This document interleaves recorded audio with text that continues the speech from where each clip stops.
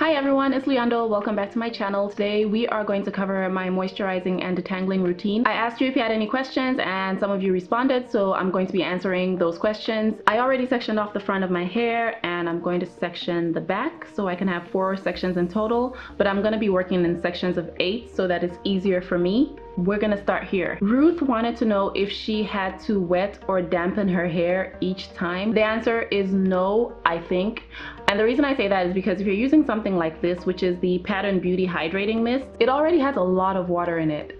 So there's no point in using 100% water, then 95% water. Just use this and go. It's lightweight and it's ideal for people who just don't want to go through a long drawn-out process. I'm not going to be using this today because the sprayer is defective and I was kind of irritated by that considering how much this product is.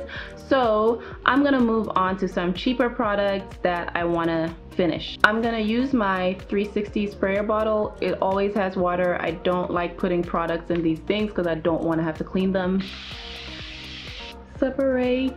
I'm gently working the water through. A small amount of water is all you need to improve spreadability for the product that you're going to use.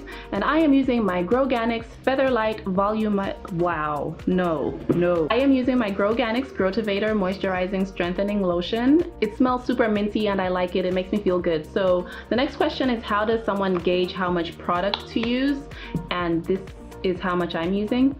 Just a small amount works for me, but you can always build up. Put a little bit. If it doesn't feel like it's enough, build up slowly. By the time I'm done massaging, it shouldn't feel wet. It should just feel, you know, slightly damp. That's how little product I put in my hair. I'm going to use the On the Spot Intensive Scalp Serum. This one has pea proteins in it, or pea sprout extract, and I love that. It's great for hair growth, and I'm gonna give you guys an update on everything hair growth related that I've used on YouTube, what I still use, what I no longer use. Initially, I was only going to go over the pea sprout extract and compare Growganics to Purity Naturals, but I've decided that I'm gonna go over all the hair growth products that I have used. Next, I'm just gonna get a few drops of oil because I have been using oil and I don't need that much. I mean, literally like 3 drops and just seal everything in. I'm gonna work the product in some more and just kind of go in and grab a little bit more hair and separate a little bit. And I don't treat my ends differently. I just try to be gentle across the board so that my hair won't fall out. That's basically all that I do. And then I put my hair in a bantu knot and I move on to the next section. How often do I do this and how do I feel about glycerin? And I only do this once a week because I don't see the point in doing it too frequently. When I was young and I had time, I would moisturize my hair maybe 3 times a week. And comparing my hair then to now, there's really no difference. The only thing that I realized was beating up my hair was using products or techniques that were wrong for my hair. But as far as moisturizing my hair goes, once a week is enough. I simply stick to styles that are going to last for me, and that's it. On a normal week, I'm going to keep my hair in, say, a bun, or I'm going to put my hair in rollers. Day 3 or 4, I'm gonna switch it up into a sculpted style. What I will do every so often is I will add a little bit of product on my hairline every morning before kind of brushing my hairline so that it can look neat. I'm not going to do edge control every day. That's gonna weigh my hair down, and I don't like edge control on my hair like every single day. Does anyone do that? I can't do that. Smoothing it like this is a nice way to avoid being too heavy-handed. Sometimes when we grip, we pull a little bit too much, but when I smooth, I feel like I'm a little bit gentler with my hair, and I spread more product more effectively that way because I'm flattening and separating my hair. I get mid-shaft splits. I get splits close to the root. I get breakage at any point in the hair shaft. My hair is very fragile across the board, so I'm not even, when I tug, I don't even tug that much. okay? I'm very gentle across the board with my natural hair. So for me, my ends, I don't treat them that much differently from the rest of my hair. So I'm gonna put this back in a bantu knot. How do I feel about glycerin for my natural hair? Let's talk about glycerin. Glycerin is the second product in the Growtivator lotion by Growganics. And I'm okay with that because I live in Georgia, it's humid, and glycerin is a humectant, so it's gonna draw that moisture into my hair during the week. So that's great because it's gonna keep my hair nice and hydrated. If I am wearing my hair in protective styling, or I have a sculpted style in my hair, like a nice bun or something else like a twisted updo, something like that. It's great, perfect, okay? Now, if I want to put curls in my hair, I stay away from glycerin. I don't mess with glycerin, okay? Because glycerin is going to have my hair reverting by the second day. If I use a product with glycerin and I'm going to curl my hair, the glycerin better be somewhere down close to the bottom of the ingredients list, or I'm going to be using a mousse, which I use pretty much all the time anyway. Something with alcohols, proteins, really dehydrating stuff. I know a lot of naturals hate things like alcohol, silicones, proteins, but every product and every ingredient has its purpose, and sometimes you just have to use what you need to use for the style you're trying to achieve. Moisturizers are not stylers, so you have to do things according to your hair care needs and your personal desires. Different looks require different products, and if you don't want to use the products, sometimes you just might have to abandon the look altogether. Like, I don't know what to tell you guys. Some looks just won't last with moisturizing products, and it seems like, I hate to say it, but it seems like all of the hair companies lately just want to give us moisture.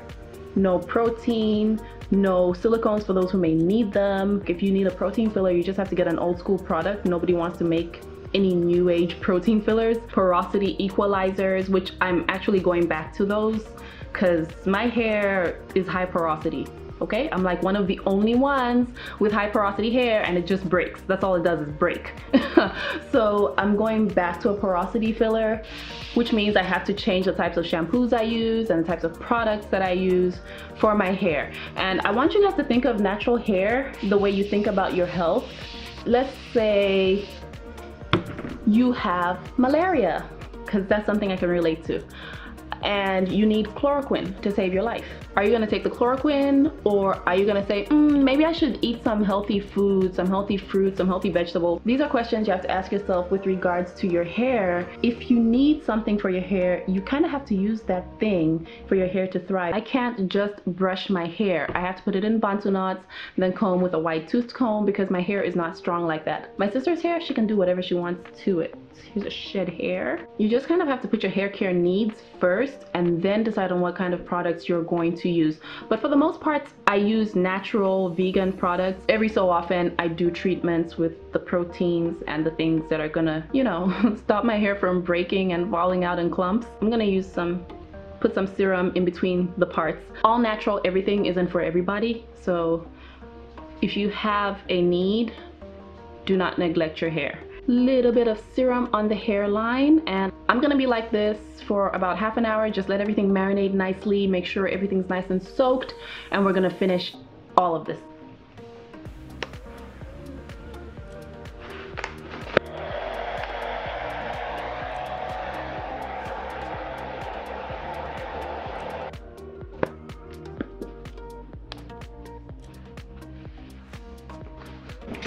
I sit under the dryer for 15 minutes, 30 if I'm not using a dryer, or an hour if I'm not using a dryer. Just depends on how I feel, but I just want to warm up my hair, let stuff penetrate, and make my hair feel good. Also, I have a better idea of just how wet my hair is when I go under a cap. Sometimes moisture can be deceiving. Next question, how to moisturize hair while keeping it stretched.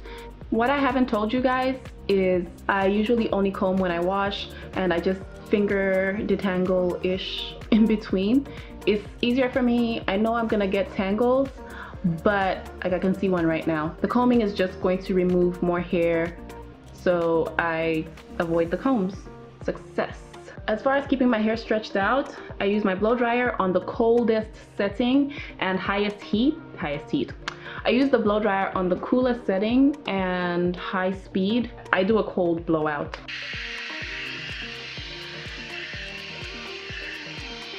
It's kind of stretched out. It's not fully dry. I'm not trying to get it to be fully dry because it doesn't really matter.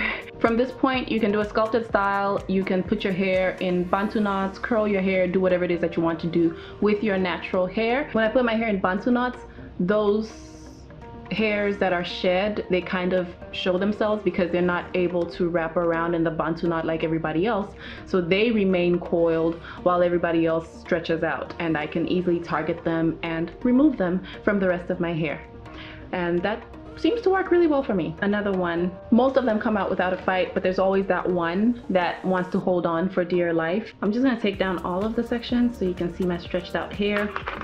It's not fully dry, but it's pretty close, and I am a stretched out natural. I mentioned that previously, unless I really want to embrace my hair texture.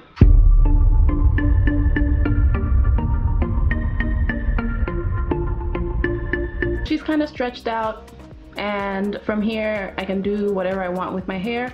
I do want to braid it in quadrants and put it under a wig, but at the same time I kind of just want to wear it in a bun. Then I'll need a brush to brush my hair back, and I have my snappies right here.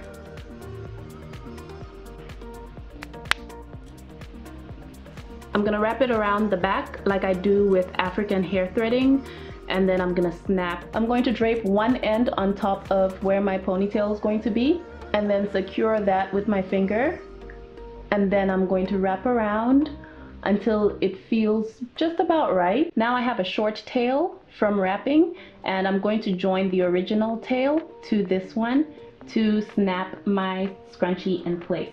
Now that that's taken care of, I'm just going to tie my hair down. It's been like 10 minutes. That's terrible, but I just don't feel like keeping this on for too long. Sometimes I like to put a bun to keep my hair stretched out and to keep my ends safe and secure. If I don't put a bun, I just kind of tuck my rabbit tail in and put a pin. I twist approximately 1 inch up from the very ends and pin my hair there so that I don't damage the ends of my hair. And that's it for my bunny. I hate tying my hair like this because it makes it look like I have no hairline, but it's just like, you know, my hair comes like this.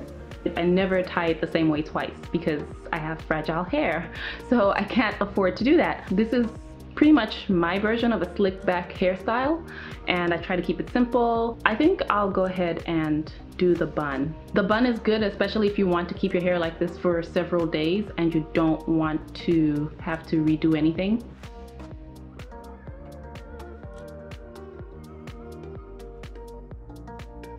I'm gonna use one of the snap scrunchies to secure everything in place instead of bobby pins.